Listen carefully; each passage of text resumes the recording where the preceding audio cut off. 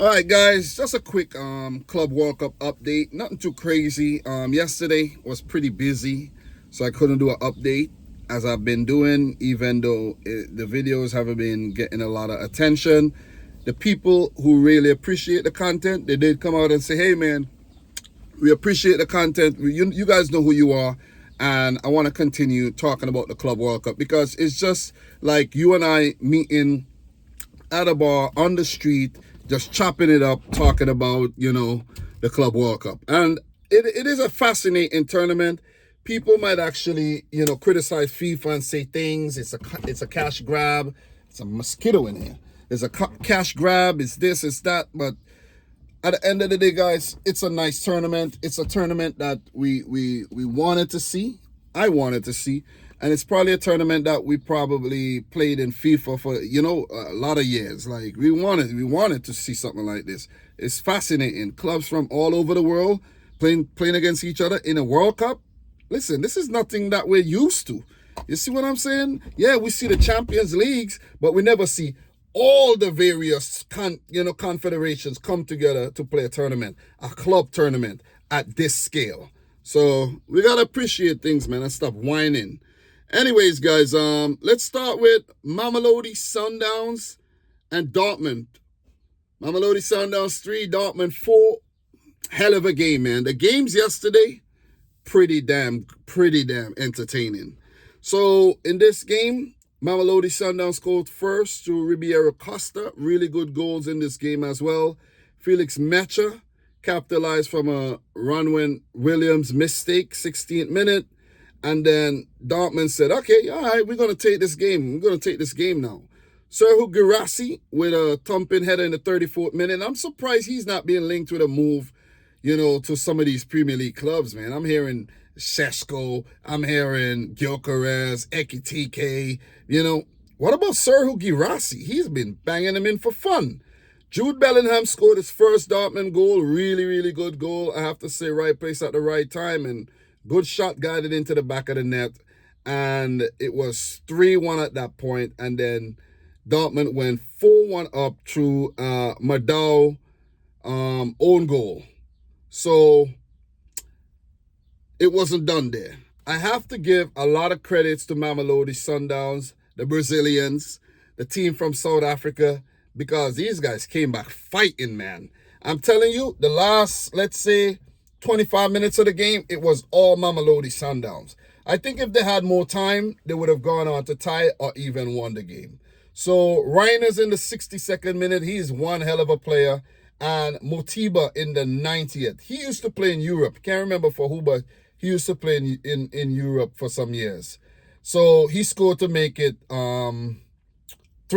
What a game. That was a thrill. That's what you call a thriller. And I have to say the tournament is getting more and more and more entertainment as it progresses. So 3-4 was the final scoreline. Dortmund take 3 points. In terms of the standings, Dortmund go up to 4 points. Mamelodi Sundowns stay on 3. One more game to go in this group. So let's move on to the next game in the group, and then we'll talk about the group at whole. So the next game in the group, Flamengo, is it Flamengo? Was it Flamengo? Yeah, no, not Flamengo, but Fluminense. I mixed up the Brazilian teams there. So Fluminense, Ulsan. Let me make sure, double check and make sure. Yeah, Fluminense 4, Ulsan 2. I did not watch this game. I was busy back here working on my van. See, look, I'm not lying. I got the tools right now, and I'm going to work on the van as soon as I'm done. Couldn't watch these games, but I watched the highlights, and entertainment, man, entertainment. So Aria scored a free kick in the 27th minute, and then Ulsan came back hard with 2 goals to Lee and 45th minute. 2-1, Ulsan in the lead. I'm like, oh boy, what happened? Because I didn't see I knew I saw the Fluminense won, but wait, am I seeing the right game? I didn't know they were leading 2-1 in the match. But then in the second half, Fluminense came out hard. Nanato in the 66th, Freitas in the 83rd, and Keno to put the final nail in Ulsan's coffin as they have been knocked out of the tournament with a 92nd minute goal. These Brazilian teams are not messing around at all, man. I think they have gone unbeaten in the tournament so far, And that this is something. Look, for now, listen. I think we're gonna see one or two of these Brazilian teams in the semifinals. One of them could even go on to win it. Who would it be? Would it be Flamengo, Botafogo, Fluminense, or what's the other team in here? Palmeiras? Is there any other Brazilian teams? I think it's four of them, right? I think it's four of them, if I'm not mistaken. Yeah, Palmeiras, Botafogo.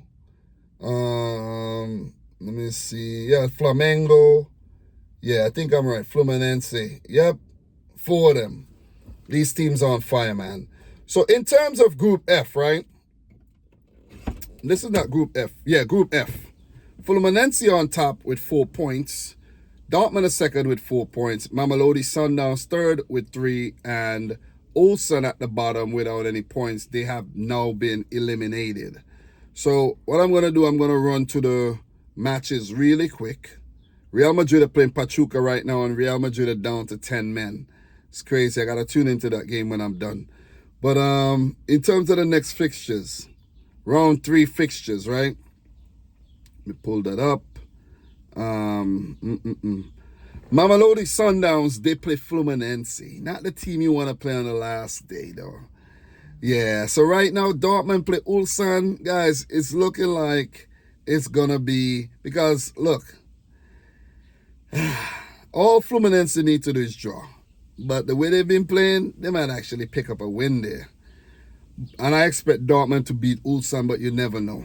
You never, ever know. But, yeah. For Mamelodi Sundowns, they need to win that game. Because if they draw, they're not going to go through because of head-to-head, them and Dortmund. They're not going to go through. Fluminense, all they need is a draw. I could see Fluminense and Dortmund going through. So let's keep it moving. Let's talk about the other group. So in those games, Inter defeated Urawa Red Diamonds 2-1. In this game, Watanabe opened the scoring in the 11th minute, and Inter had to fight their way to pick up the 3 points here, where Lautaro Martinez scored a spectacular from a corner, and the youngster Carboni scored in extra time, late extra time there, to snatch all 3 points and leave Urawa Reds in heartbreak as they have been knocked out of the tournament. So no points for Urawa Reds. Inter go up to 4 points. And in the other game between River Plate and Monterrey, that one ended in a stalemate, a 0-0 draw. Very feisty affair, very, very, hot battle, tightly contested affair. Oh, man. Just watching the highlights, I was like, God damn, high-intensity football from start to finish. So that group is also tight between the 3 teams, River Plate, Inter, and Monterrey. But I have news for you, man. I have news for you. I think the Mexican team. Let me check the fixtures, right? Monterrey, they have it working in their favor where they play Urawa Reds in their final match, and I fancy them to actually beat Urawa Reds. Monterrey, drawing both matches so far. I don't expect them to lose. I think they are going to go on to beat Urawa Reds, finish on 5 points. And for Inter and River Plate, guys, if those teams pick up, if that game ends in a draw, it could come down to all teams on 5 points each. And it will come down to goal difference because head-to-head has been a draw. So it will come down to goal difference there. So that's what I'm predicting for that group. So if you check the standings, right, and you go down to Group E, River Plate, they got a +2 goal difference. Monterrey got a 0 goal difference. So if they win their game, they would actually go, they got to win by more than 1. If they win, I have a feeling something special could happen in this group where River Plate and Monterrey could go through to the round of 16 and Inter could get knocked out. I think that's exactly what might happen.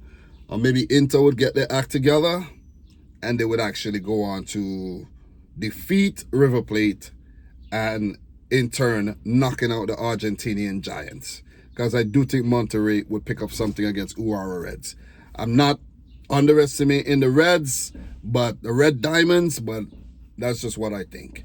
But guys, the reason I chose to do this video now is because I just don't want to miss and have to talk about all those matches in one video, like whole 8 games. So I'll just start watching the Real Madrid Pachuca game right now, and then I'll watch the RB Leipzig Al Hilal team to watch.